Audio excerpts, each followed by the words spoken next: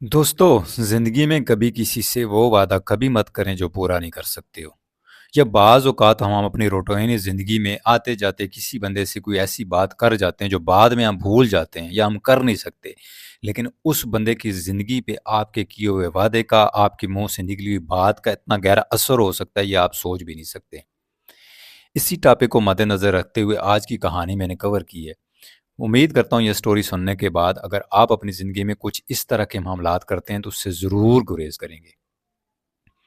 एक बादशाह का दौर था, तो उसमें उस बादशाह के महल के मेन दरवाजे पे एक चौकीदार रात को ड्यूटी की। सर्दियों के दिन थे, तो बादशाह एक दिन बाहर रात किसी देर से वापस आया तो महल के अंदर जब वो जाने लगा तो उसने देखा कि जो गेट पे चौकीदार बैठा हुआ है वो बिल्कुल सिंगल से कपड़े पहने हुए फटे लिबास में है, मुख्तसर सा लिबास उसके वजूद पे है और सर्दी की शिद्दत इतनी तेज़ है कि वो अच्छे खासे जो मजबूत गर्म कपड़े पहनने वाले भी लोग हैं वो भी सर्दी से कांप रहे हैं। अब वो बादशाह उस मुलाजिम के पास चौकीदार के पास जाता है और कहता है कि इतनी सर्दी में तुम एक कमीज में या एक अजूबा में या एक चोला में बैठे हुए हो, तुम्हें ठंड नहीं लगती? उसने कहा बादशाह सलामत, सर्दी तो ज़रूर लगती है लेकिन हालात बड़े गुर्बत वाले हैं कि इतने पैसे नहीं जमा बन पाते कि मैं गर्म कपड़े खरीद सकूं या कोई चादर या कोई इस तरह की चीज़ कंबल शंबल ले सकूं। तो बस अल्लाह सब्र देता है तो बस इसी पे गुजारा कर लेता हूँ। अब बादशाह कहता है कि मुझे बड़ा अफसोस है कि तुम मेरी दर महल के दरवाजे पे रखवाली करते हो, चौकीदारी करते हो और तुम इतनी सर्दी में होते हो, मुझे बड़ा अफसोस है। बहरहाल मैं अभी आपको गर्म शाल, गर्म कपड़े, गर्म कोट बेचता हूँ, आप बिल्कुल भी परेशान नहीं होना है। अब बादशाह जब अंदर जाता है, अपने फैमिली के साथ बैठता है, तो वो ये बात भूल जाता है। अब भूल जाता है, जब सुबह होती है, देखता है कि वो शख्स जो है वो दरवाजे पे मरा पड़ा है, सर्दी से अकड़ा हुआ, सुंगड़ा हुआ। अब बादशाह को जब ये बात पता चलती है, तो वो दौड़ के जाता है, देखता है तो उस मरा होता है और उसके पास एक कागज़ है, उस पे लिखा होता है कि सर्दी में मैंने अपनी सारी ज़िंदगी इस दरवाजे पे गुजारी है, लेकिन आज किसी ने आस ऐसी दी, किसी ने उम्मीद ऐसी दी कि मैं अल्लाह को छोड़कर उसकी आस उम्मीद के ऊपर तवज्जो देना, गौर करना शुरू हो गया। तो आज की रात ठंडी थी तो बर्दाश्त नहीं कर पाया। आज से पहले मेरा यकीन, मेरी पुख्तगी, मेरा ईमान, मेरा तवक्को अल्लाह की ज़ात पे था, तो मुझे वो एक कमीज़ में भी सर्दी से महफूज रखता रहा। तो याद रखिए बादशाह सलामत, आज के बाद किसी को कभी उम्मीद ना दीजिएगा। अब बादशाह को बड़ा दुख हुआ, अफसोस किया, उसने कहा मुझसे ये क्या हो गया। दोस्तों, छोटी सी स्टोरी है, इसके पीछे सबक ही है कि हम अपनी ज़िंदगी में बहुत से वादे लोगों से ऐसे कर देते हैं। कोई पैसे मांगता है, उधार मांगता है या कोई भी चीज़ हमसे मांगता है तो हम कहते हैं दे देंगे, मसला नहीं है, परेशान नहीं होना, हमें पूरी निज़ाम हो जाएगा। या बाज़ लोग तो अपनी वक्ती तौर पे उसको अपने सर से उतारने के लिए ये बात बोल रहे होते हैं, जान छुड़ाने के लिए।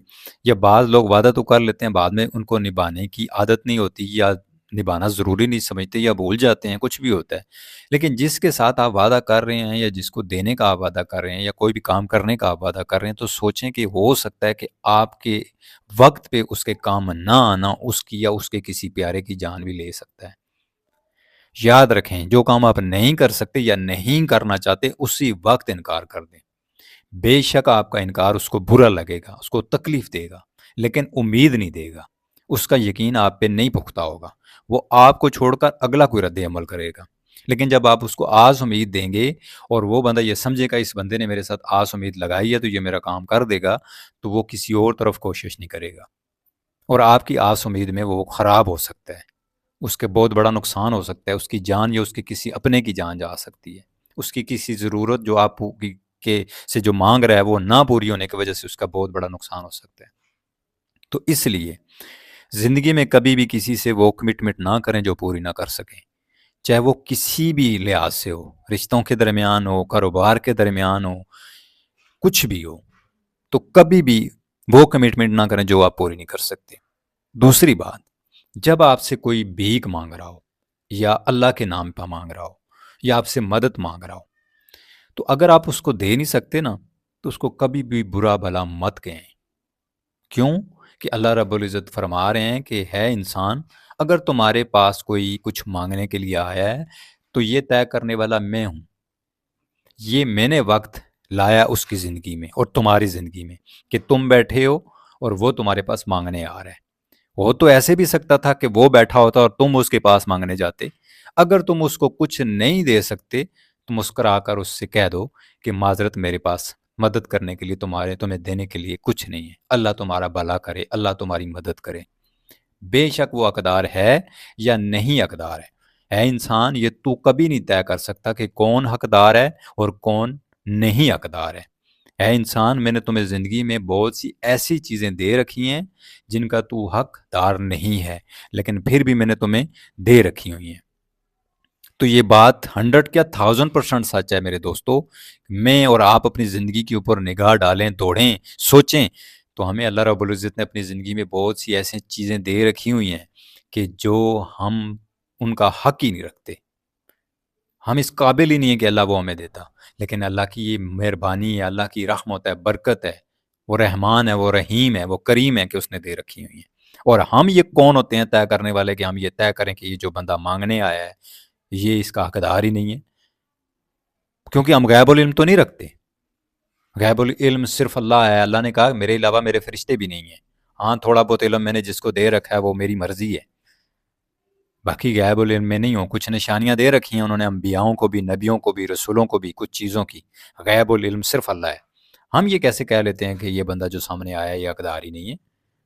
تو اس لیے ایسی سوچ رکھنا یا ایسی بولنا یا ایسی چیزیں کرنا آپ کی اور ہماری زندگی میں بہت بڑا نقصان لا سکتی ہیں.